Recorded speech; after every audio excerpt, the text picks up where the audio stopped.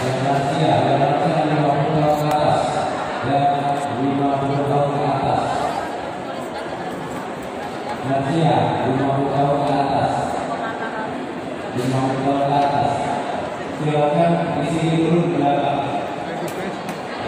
Lansia ya, 50 tahun ke atas. Silakan di sini dulu. Sini, duduk. Nanti satu. Khusus lansia. Khusus lansia. Silakan.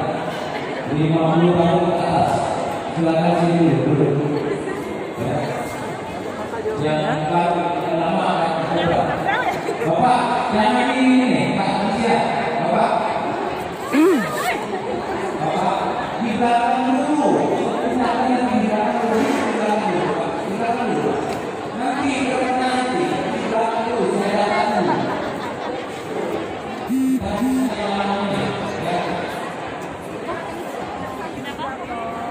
Yang lansia. Sorry, heboh sekali nih. 15 menit soalnya ada momen saya. Terima kasih.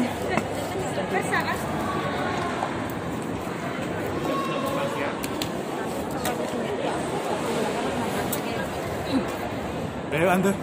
Ayo. Vaksin yang kami terima itu ada 3, vaksin TNI dan Polri dan Dinkes. Ya. Untuk vaksin Polri 350 vial, alhamdulillah sudah selesai kemarin. Kita laksanakan 2 hari, di hari Sabtu dan di hari Senin. Nah, untuk vaksinnya TNI hari ini kemungkinan habis karena lakukan vaksin massal di Desa Tobuhan.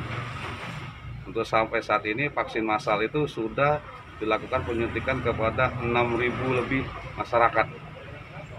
Nah, jadi bagi masyarakat yang belum melaksanakan vaksin, segera berkoordinasi dengan Polsek dan Koramil untuk mendaftarkan dirinya untuk dilakukan vaksin. Mumpung vaksin kita masih ada.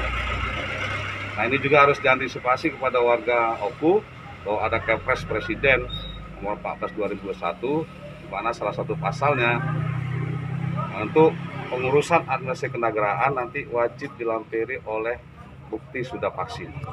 Jadi, Sertifikatnya, Pak? iya, jadi bagi masyarakat yang belum vaksin, silakan mendaftarkan diri untuk melakukan vaksin.